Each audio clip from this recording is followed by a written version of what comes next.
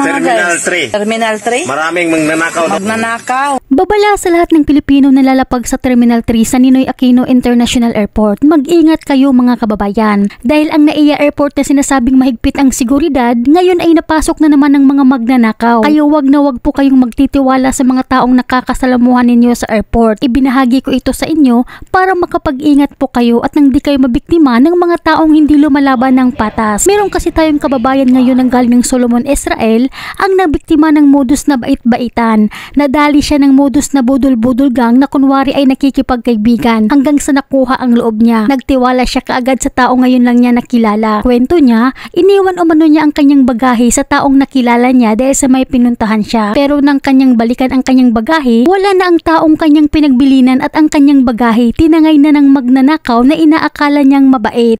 Kaya't umuwi itong walang bitbit na bagahe. Ano mga guys, o ako pag umangkon mga guys, o nga uli ikag Solomon. O sa dihan, iabot siya sa Manila Airport. Ayang malita, gibili niya siya sa katao nga, akala niya buutan. Akala mabait?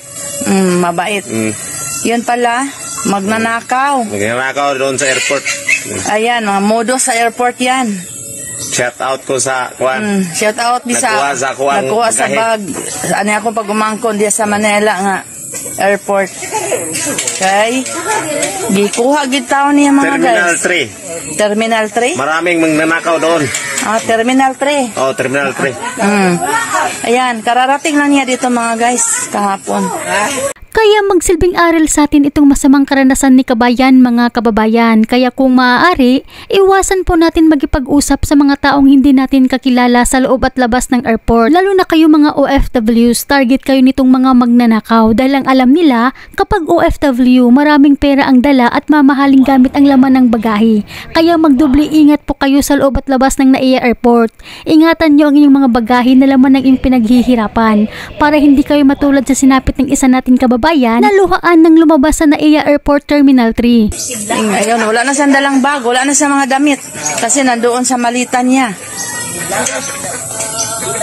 Ayan, ito ang pamangkin kong ninakawan doon sa airport sa Manila.